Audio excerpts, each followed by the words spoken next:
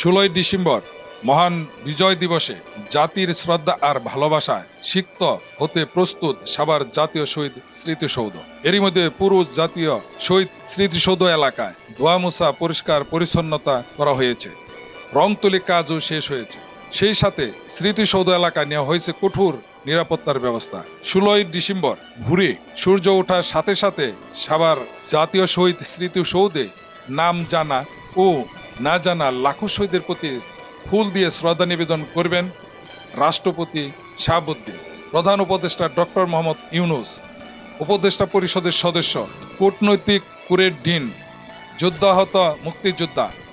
এই সময় রাষ্ট্রপতি ও প্রধান উপদেষ্টাকে দেওয়া হবে 3 বাহিনীর গার্ড অব অনার। সাভারের 9ম পদাতিক ডিভিশনের জিওসি ও এরিয়া কমান্ডার সার্বিক তত্ত্বাবধানে সকল প্রস্তুতি সম্পূর্ণ করা হয়েছে। তিনি পরিদর্শন করে কর্মকর্তাদের বিভিন্ন দিক নির্দেশনা দিয়েছেন।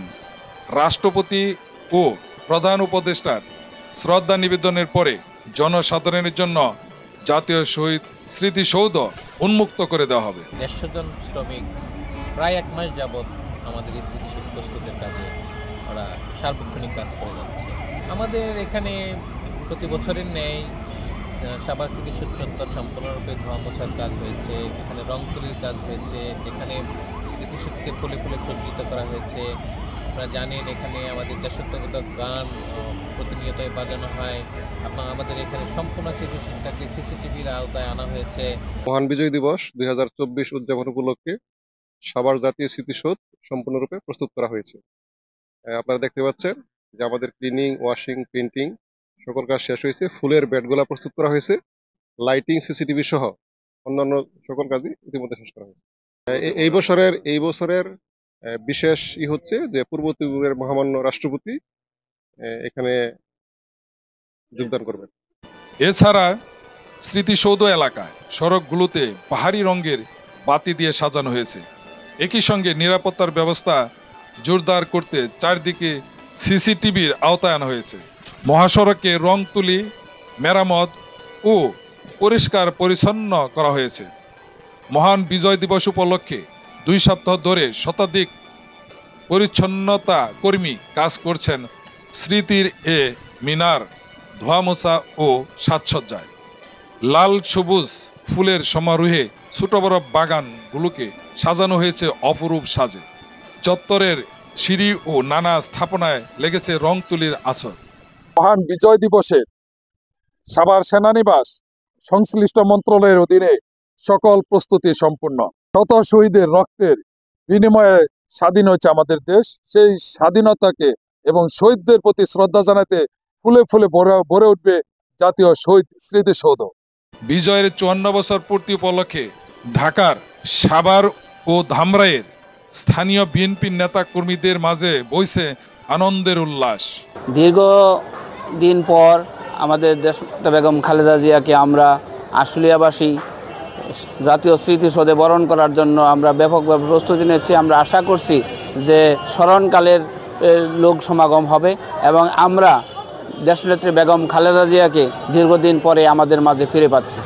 আমরা সকালবেলা দেশনেত্রী বেগম খালেদা স্মৃতিসৌধে আসবে, স্মৃতিসৌধে আমরা নেতাকর্মীদের নিয়ে উপস্থিত হব এবং পরবর্তীতে আমরা একটা বিজয় র্যালির ব্যবস্থা করছি।